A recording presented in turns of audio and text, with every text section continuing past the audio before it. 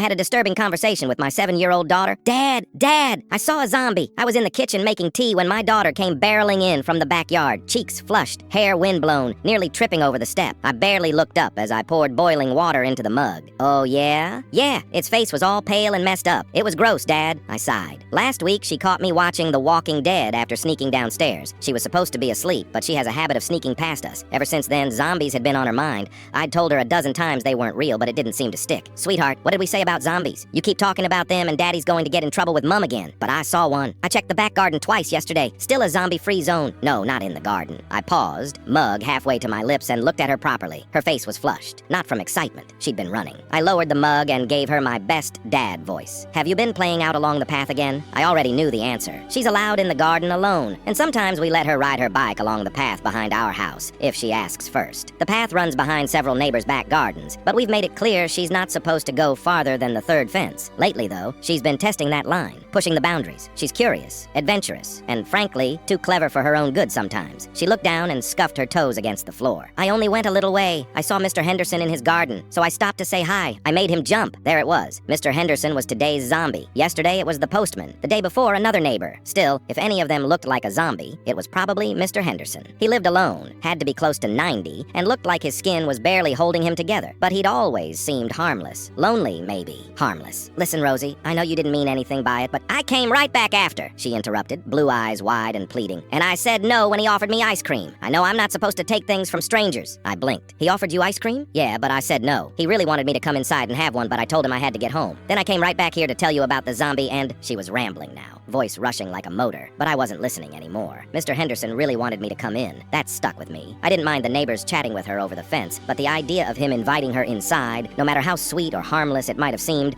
left a bad taste in my mouth. I made a mental note to speak to him. Gently, of course, but firmly, just to establish boundaries. But then Rosie said something else, and that plan vanished entirely. Daddy, please don't stop me from playing in the garden. I promise I won't sneak out again. I just don't want the zombie to get me. You're not in trouble, but you need to promise to stop calling people zombies. Mr. Henderson may be old, but he's not the living dead. I didn't. You did. You ran in here yelling about a zombie. I didn't mean him. Mr. Henderson isn't the zombie. I frowned. Then what did you mean? I saw the zombie in his house, but it wasn't him. I put my mug down again. You saw someone else in his house? She nodded. Yeah, through the little basement window. While I was talking to him, I could feel my pulse in my ears. You're sure? It was scary. Its face was all smashed and bloody, and its mouth was open like it was screaming, but it wasn't moving. She hesitated. What confused me the most, though? She trailed off, glancing up at me. I didn't think kids could be zombies. I thought it was only grown-ups, but the one in Mr. Henderson's basement, it looked just like a little boy.